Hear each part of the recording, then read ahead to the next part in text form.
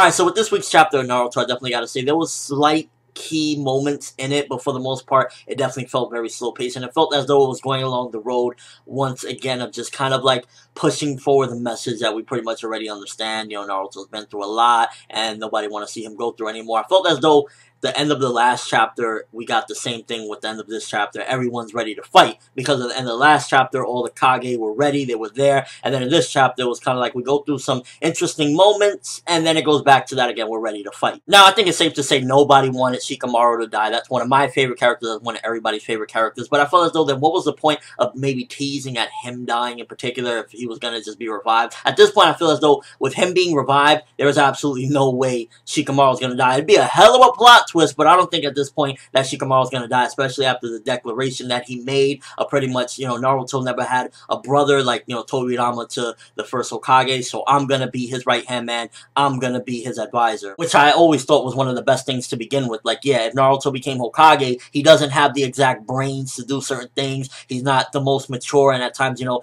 he can't be the perfect Hokage based on, you know, his personality and whatnot, but he is, you know, the right type of person and has the right heart, so he would always need somebody like Shikamaru, and this was just the perfect fit. Although it also makes me question what would be Konohamaru's role later on in the story, but I'd imagine maybe he could be the Hokage after Shikamaru maybe takes over for Naruto someday. And I felt as though this chapter just really gave a lot of that. We, you know, trust in Naruto, and Naruto we trust. And in all honesty, it just felt unnecessary at this point. I think we all get it, that everybody appreciates him, and we all understand the struggle he's been through. I'd say the most touching part of it all was the Shikamaru bit, because, you know, Shikamaru was on the verge of dying there, even though, again, I felt like he wasn't going to die. Again, if he dies after this point, I will be shocked as fuck, and I'll be like, yo, Kishimoto really fucked with our emotions, but I don't really see that happening, because it seems as though, based on the teaser for next week, that they're gonna finally go do something to Obito, so I don't think there's gonna be a major death with Shikamaru at this point. I wanted to shoot myself when Kiba said, oh, don't press your luck, I might sneak past you and become Naruto's advisor. So now you're no longer his rival, you've accepted the fact that you can't be on the same level as him in any shape or form, so now you're like, fuck it, if I can't beat him, join him, or be his bitch. To me, I just found that moment hilarious. Now Kiba wants to be his advisor when, you know, he's been talking, I'm a rival. Like, have some fucking pride, man. Somebody give him a Scooby snack. Another bit which we've been wondering, where the hell has Kakashi been? Is he dead? What's been going on with Kakashi ever since his battle with Obito? We finally get to see that he is in the other dimension, sewing himself up after the gash that he got from Obito when they, you know, pierced each other. Hey guys, you know, I know fighting a war, but I'm just sewing right now, you guys. I'll be there in a minute. Makes me wonder where the hell he got the needle and thread. I guess this was mainly, again, another motivational chapter, just similar to last week's and a couple that we've already been getting. So overall, it didn't really accomplish too much. Again, I think the biggest moment was the Shikamaru moment. It really just kind of confirmed that if Naruto becomes Hokage, which he will become Hokage at this point, I think Shikamaru will be the best advisor for him. And that just, again, leaves the question, what would Konohamaru do at this point? Because after Naruto, I'd imagine he'd appoint Shikamaru as the next Hokage.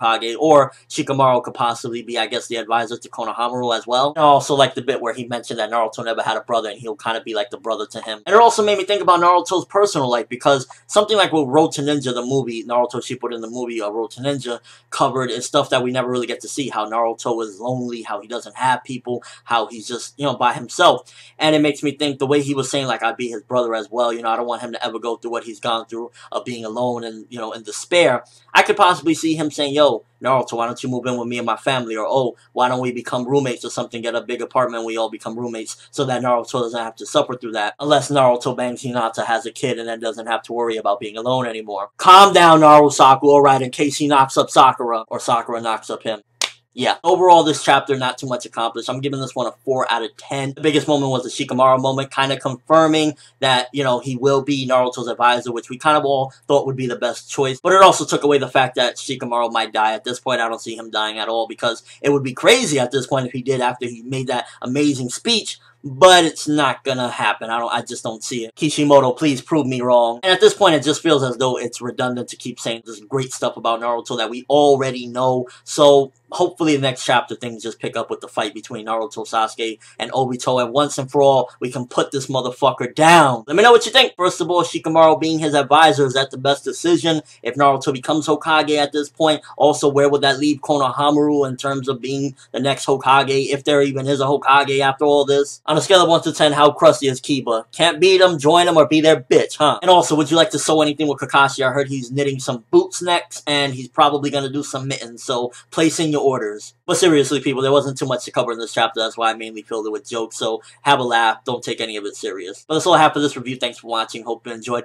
Thumbs up if you can't wait to see some more awesome shit, because this chapter was a slowdown. I'm hoping next chapter things really pick up and we get some awesome battles at least. I'm ForneverWorld, and as always, people, have an awesome day.